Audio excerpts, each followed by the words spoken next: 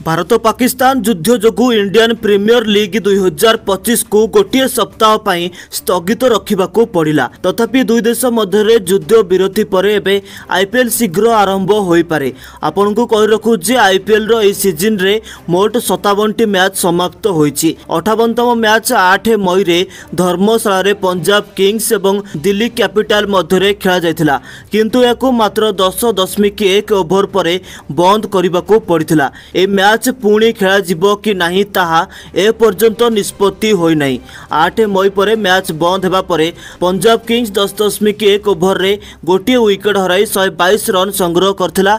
ए match को छाड़ी देले एबे लीग पर्याय रे केवल 12टी मैच बाकी अछि, जा पर 4टी प्लेऑफ मैच मध्य हेबो। इंडिया टुडे को मिलिथिबा सूचना अनुसार 16 किंबा 17 मई रे पुणी थरे आईपीएल आरंभ होई पारे।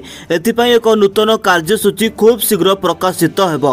हैदराबाद राजीव गांधी अंतर्जातीय स्टेडियम रे क्वालिफायर 1 एवं एलिमिनेटर मैच अनुष्ठित होई पारे। क्वालिफायर 2 व्यतीत फाइनल मध्य कोलकाता रे आयोजित होई पारे।